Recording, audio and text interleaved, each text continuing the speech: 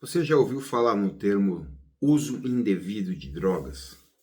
Provavelmente não, mas agora você vai ouvir e vai entender o que isso significa e em quais critérios isso pode ou não fazer sentido para você e para aquele ente querido que você tem que de alguma forma se relaciona com bebidas alcoólicas e com drogas. Na literatura propriamente dita, a gente vai ouvir alguns termos mais comuns, como por exemplo, dependência química, transtorno por uso de substâncias, uso nocivo, uso abusivo, uso problemático, usuário ocasional, esporádico, dependente químico grau 1, 2, 3.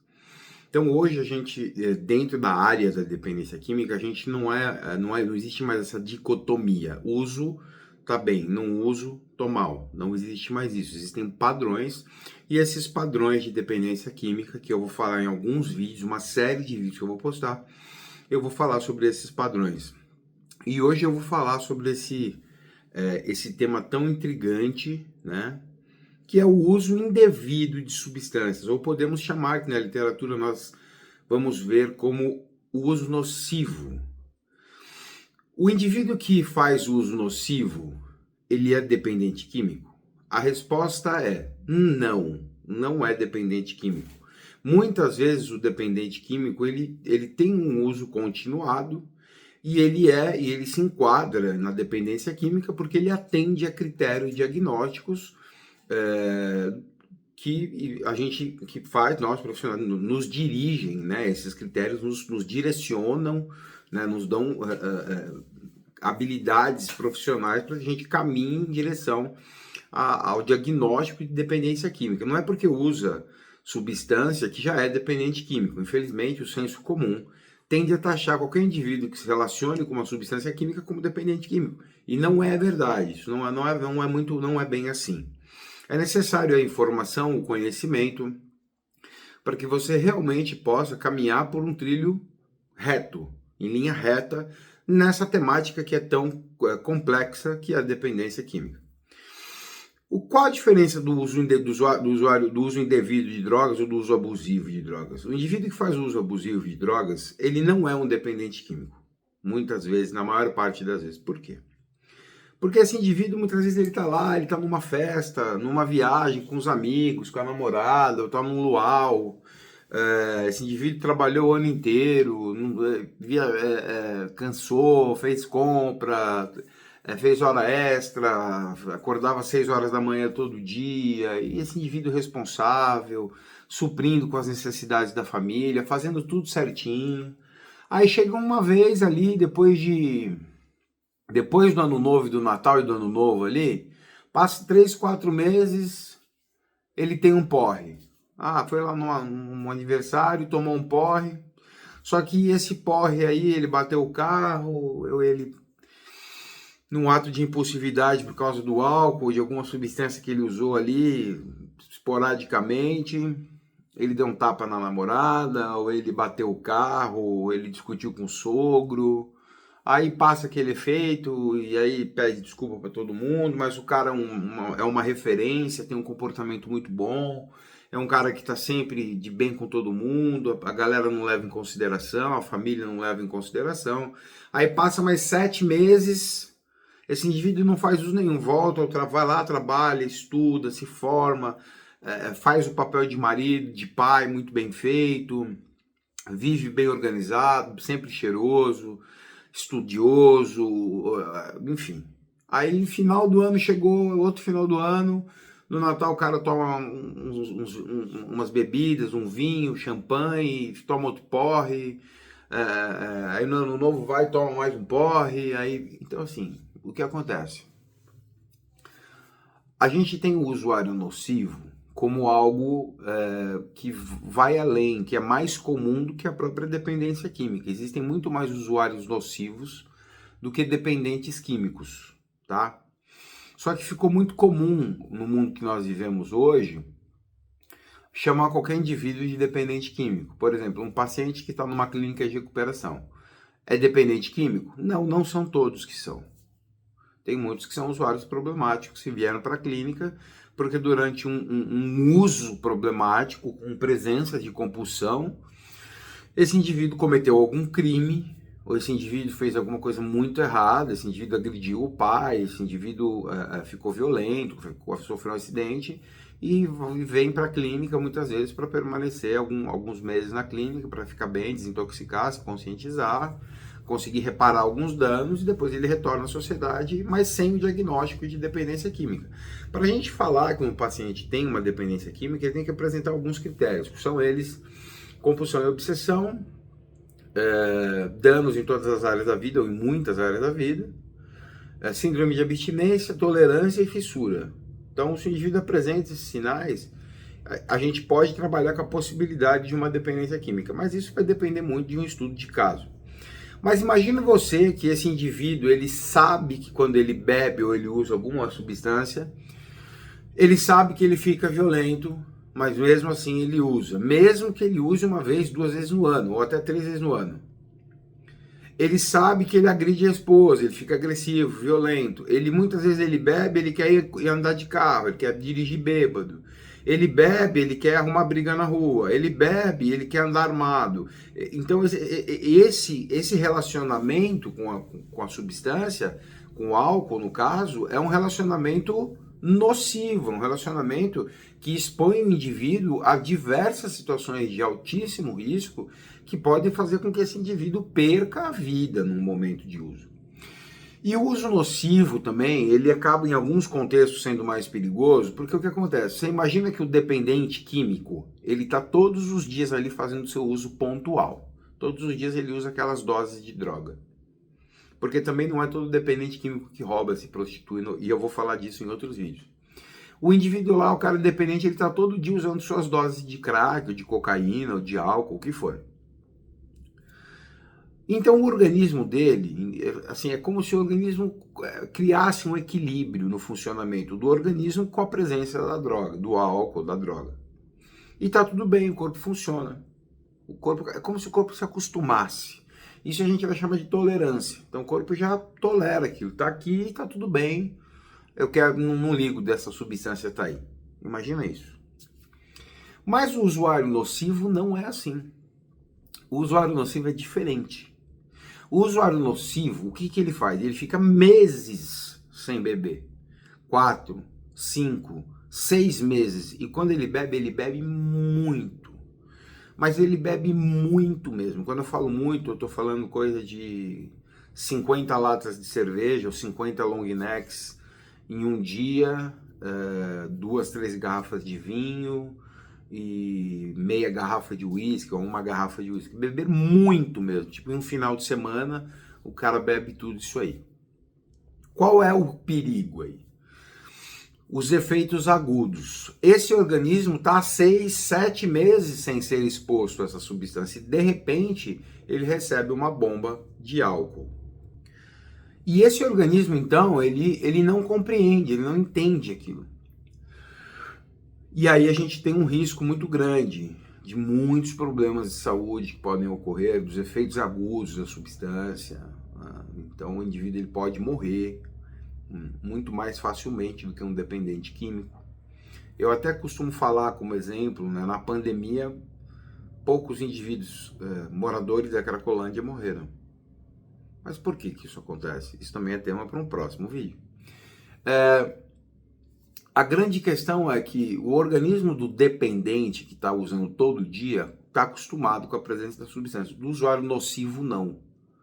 Então, quando ele se expõe a essa substância, quando ele se expõe a esse uso, ele acaba tendo um risco muito maior de morrer ou de ter complicações, de entrar em coma alcoólico, convulsões, enfim, crise de ansiedade que podem acontecer no caso da maconha, transtornos de pânico, ansiedade generalizada, diversos fatores que podem ocorrer devido ao uso nocivo durante os efeitos agudos, ou seja, durante o momento que o indivíduo está intoxicado pelo efeito agudo. É o quê? Você acabou de fumar aquele baseado, você sente o efeito. Aquilo é o efeito agudo. Muitas vezes o efeito agudo ele é ruim. Muitas vezes ele não é prazeroso. O que na verdade o indivíduo, muitas vezes ele fuma maconha, ele bebe, ele cheira cocaína para ter prazer, mas agora ele não tem prazer mais. Ele não tem prazer, ele tem um mal-estar generalizado. Ele tem um mal-estar gigantesco, né? Então esse indivíduo, ele corre um risco muito grande com os efeitos agudos. O que não tem o uso diário, constante, como o dependente químico muitas vezes tem. E nem sempre o dependente químico também tem. Então a gente tem que ter essa percepção, essa compreensão, esse discernimento de que dependência química não é uma coisa tão comum. O uso de drogas, sim. E a gente precisa avaliar os padrões. Portanto, o indivíduo que faz o uso constante, o uso diário, o dependente, ele sofre menos, mas ele corre muitos riscos ainda. Mas como o meu alvo aqui, nesse vídeo, falar sobre os efeitos agudos do uso nocivo, é você entender que você não precisa usar drogas todos os dias para sofrer riscos, para correr riscos. Mesmo que você bebe no Natal e em 1 ou 2 dias das suas férias do meio do ano. Isso pode ser muito perigoso para você. Então, nesses usos, né, os tipos, as dependências, os usos de drogas, né, porque antigamente era uso e não uso, não é mais assim, como eu falei, comecei o vídeo falando. Como que é esse uso? A sua relação, ela é problemática? Quando você bebe, você causa problemas? Quando você bebe, você briga, você agride, você xinga, você fica violento? Você causa problemas generalizados em todas as áreas da sua vida? Às vezes, num dia de bebedeira, você cria uma inimizade no seu condomínio inteiro, com polícia, com seguranças e tudo. Então você precisa rever esse contato, que não é um contato constante, então não é dependência química, mas é um problema. E a questão aí é a seguinte: você já sabe de alguma forma porque aquilo te gera prazer. E muitas vezes, por que desse contato nocivo, não constante, muitas vezes o indivíduo ele pode progredir para a dependência química, principalmente indivíduos que estão ali, que fazem esse uso super social, porque o uso social ele é outro uso que ele existe. A maioria da população que bebe faz o uso social e não tem problemas com isso. A gente tem que ser realista. Mas o que pode e o que geralmente acontece, baseado no meu setting terapêutico profissional, onde eu abordo o problema, que são as clínicas de recuperação, quando a gente pega o histórico, a gente cria um histórico, monta o histórico de uso do indivíduo, você vê que o indivíduo ele veio a vida inteira, trabalhou, estudou, cresceu, casou, teve filhos, formou os filhos, agora quando está com 55, 60, 65 anos de idade, a esposa faleceu, os filhos foram embora de casa, ele está aposentado. Ou até mesmo aquele indivíduo mais jovem, de 30, 40 anos de idade, que fazia seu uso de vez em quando ali só numa festa, um uso bem equilibrado, ele tem uma perda muito grande e depois daquela perda parece que alguma coisa na mente dele se desajusta e ele transfere todo esse mal-estar para o álcool ou para alguma outra substância. Ou muitas vezes o indivíduo tem um luto muito grande ao ponto de se tornar um transtorno de estresse pós-traumático. Então quando ele usa aquela substância ele se sente melhor. Então ele atribui um bem-estar ao uso daquela substância. E aí a tendência é que ele faça esse uso cada vez mais intensamente. A tendência é que ele vá intensificando o uso dessas substâncias. Então, esse usuário nocivo, ele pode deixar de ser nocivo e migrar e progredir, porque a gente está acostumado a ouvir os grupos empíricos falarem que a doença é progressiva e incurável e fatal. Nós sabemos que existe uma meia-verdade nisso, né? Por quê? Porque a doença em si, a doença é progressiva, incurável e fatal. Mas a doença em si, a dependência de substâncias em si, ela não é progressiva, incurável e fatal. Ela precisa que o indivíduo deixe uma brecha para ela progredir, para ela matar e realmente para ela permanecer ali de modo crônico, né, que é o incurável. Então, se o indivíduo buscar equilíbrio emocional, gestão emocional, espiritualidade, relacionar-se amorosamente com as suas prioridades, ter um contato legal com Deus, valorizar a sua vida, não importa se tem muito, se tem pouco, tenho o suficiente, mas eu quero mais, tudo bem, isso é ambição, e as ambições, eu sempre falo nas minhas palestras que as ambições elas são importantes porque elas levam à superação, e a ambição realmente é algo muito importante dentro do processo de recuperação, do processo de sobriedade. Mas a dependência de substâncias, para ela progredir, ela precisa das fraquezas emocionais do indivíduo. Ela precisa que o indivíduo seja emocionalmente sensível. Ela precisa que o indivíduo seja emocionalmente fraco. Isso é uma realidade, pode ser que algumas pessoas fiquem chateadas com isso.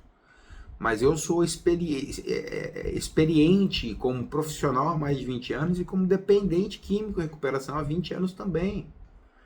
Então não tem como negar esse fato. Então quer dizer, Sérgio, que para mim a dependência progredir, então, ela só vai progredir se eu permitir? Sim, exatamente. Se você der espaço nas suas emoções, na sua falha com a sua espiritualidade, com as suas responsabilidades, na sua autoestima, você vai abrir espaço para que a doença, para que o uso de drogas ganhe espaço dentro da sua vida, da sua existência individual. E esse é o grande problema da progressão da doença. Então, quando você consegue manter a sua vida em um eixo positivo, geralmente você não vai ter problema. Você pode ser que você passe o resto da sua vida sendo um bebedor social ou aquele cara que fuma seu baseado quando vai para a praia e durante a semana você nem pensa em fumar maconha, mas aos finais de semana, quando você vai para a praia surfar, você fuma. E pode ser que você passe os próximos 50 anos da sua vida fazendo isso. E você pode nunca ter problema com isso.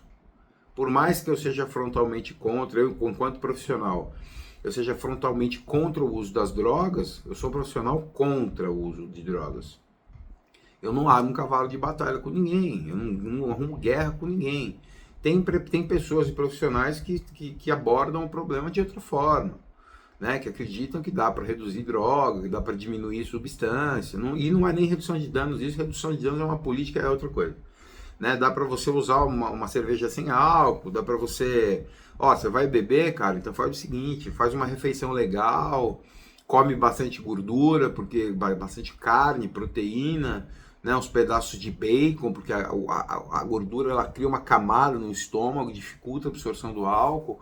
Durante a bebedeira que você estiver fazendo, se alimente, coma durante ali no momento que você estiver bebendo, coma uma azeitona, coma um pedaço de torresmo, coma um ovo, salame, enfim, né, se hidrate, beba água, né, entre uma bebida e outra. Peça uma água de coco, tome uma água de coco, né, para você não sofrer os efeitos de modo tão danoso, né? Então, é uma forma de você evitar uma overdose, é uma forma de você evitar como alcoólico, né? Tem que fazer isso. Duas principais formas de você prevenir overdose, tanto cocaína, crack, ou qualquer outra substância, é alimentação e hidratação. Então, você se alimentar e você se hidratar. Então, o indivíduo que não vai parar de usar, e infelizmente nós temos pessoas assim, tanto usuários nocivos quanto dependentes químicos, que não vão parar, não querem parar. Você vai deixar de aconselhar esse indivíduo por causa disso? Não, você não pode fazer isso. Se você que está me ouvindo é um profissional, e você talvez tenha uma visão mais radical até do que a minha, que também já é bem radical, você não vai deixar de orientar esse cara. Você não pode fazer isso. Você vai falar, vem cá, meu irmão, senta aqui, vou te ensinar como profissional o que você vai fazer, já que você não vai parar de usar, e ninguém vai obrigar, ninguém obriga dependente a parar de usar, infelizmente. Então, você vai fazer o seguinte, sempre que você for beber, vai sair pra balada, vai cheirar, vai dar umas pipadas, então faz assim, bebe água, antes de começar a cheirar, toma uns 2, 3 Gatorade, ali, hidrata o seu corpo bastante, né? e coma alguma coisa antes e vai tomar sua cerveja, vai beber sua caipirinha, né? Ou se for beber, então vai beber numa casa do norte, que lá você já toma uns caldão de mocotó. E isso é redução de perigos, de danos, de riscos, né? É uma forma de você retardar os danos. Não é nem você vai retardar, porque os danos vão chegar. Eles vão chegar. Né? Só que o que a gente tem que entender é que não são todos os indivíduos que vão precisar ou que vão conseguir caminhar dessa maneira, caminhar nesse ritmo. Poxa, peraí, isso daqui me causa problema. Então, deixa eu beber água, deixa eu tomar Gatorade, beber água de coco, comer para depois cheirar cocaína, para depois beber um álcool. Não. O nocivo, o que ele faz? Já para ter os efeitos mais intensos possíveis, ele já fica de jejum o dia inteiro só bebendo água, chega à noite, em vez de comer, ele já bebe cerveja, bebe uísque, bebe vinho, mistura, pega a carro, vai dirigir alcoolizado, né? Passa limite de velocidade, não tá ligando para nada, não tá pensando em consequência nenhuma. Então esse é o uso nocivo. Tá? Esse é o uso nocivo. A dependência química a gente já tem uma outra visão, a gente já tem uma outra ótica. Né? Eu não vou entrar no tema agora, porque o vídeo vai ficar muito longo. Mas como eu vou fazer uma série de vídeos falando sobre os padrões de uso de substâncias, vai ficar muito claro para todos vocês que me acompanham. Meu nome é Sérgio Mendonça, eu sou expert em dependência química e psicopatologias, comorbidades psiquiátricas ocasionadas pelo uso e abuso de substâncias psicoativas. Eu sou psicanalista, terapeuta cognitivo comportamental e eu espero poder contribuir com a sua recuperação, com o seu aprendizado. Se você é profissional da área, se você é familiar, se você gostaria de agendar uma consulta, se você desejar agendar uma consulta comigo, você tem um parente que está usando substâncias, que está desajustado e você precisa de um aconselhamento profissional, é só me chamar, né, me procurar nas redes sociais, Sérgio Mendonça ou Fábrica da Sobriedade, que você irá me encontrar, ok? Um grande abraço, que Deus te abençoe e um beijo no seu coração.